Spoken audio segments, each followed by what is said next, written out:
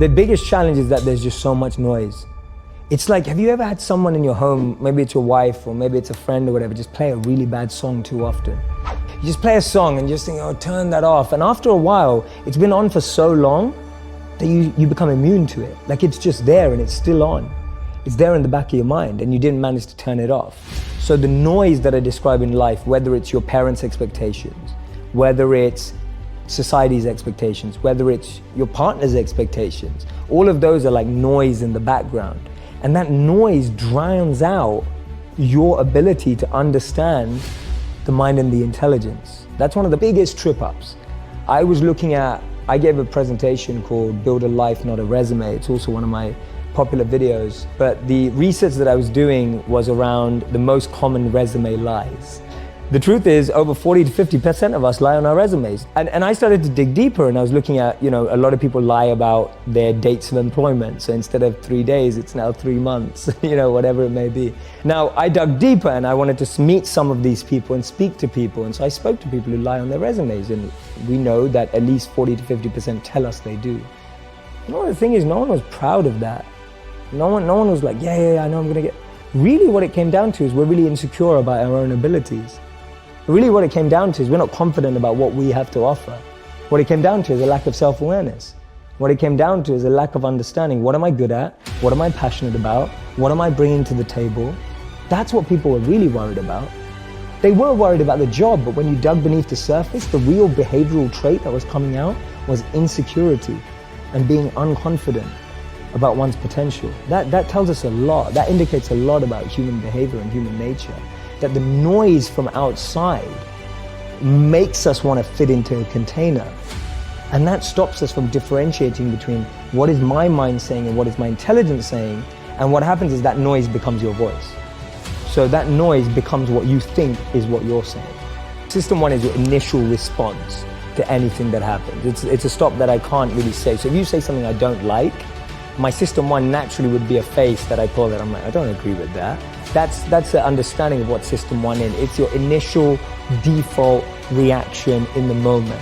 That can be positive often. For example, if someone pulls out a knife, you feel scared and you run. That's system one. That's a good thing. It's safe for you.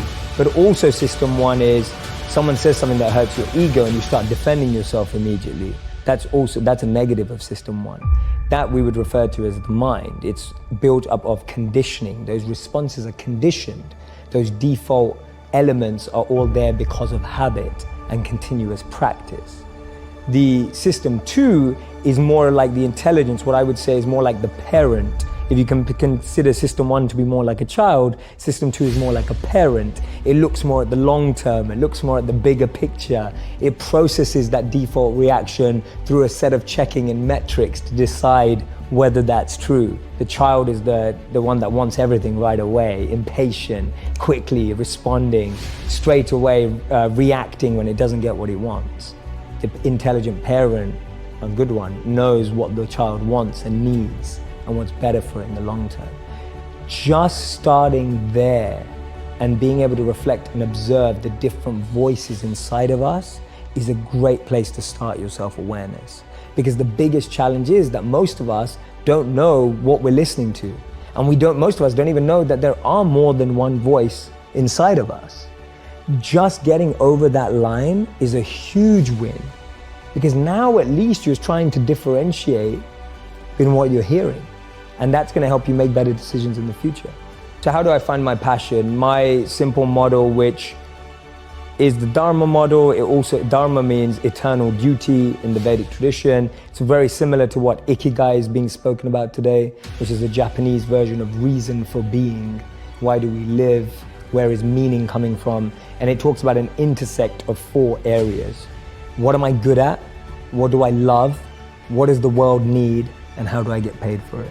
To me, those 4 help you unlock your passion. When you find the intersect across all of those 4, you're making your passion your purpose. You'll unlock your passion, you'll find your purpose. This is path 1, there's 2 paths. Path 1, I find my skill set and I engage it to help other people and become better at it.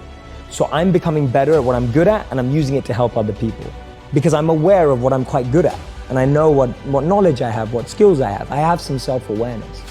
The other path that people often miss is actually I just start serving people. I just start helping people, and I start to notice what I enjoy about that and what I'm good at helping people with.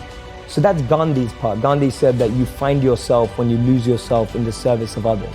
So for me, those are the two paths of how do I find my passion and finding the intersect between those four areas.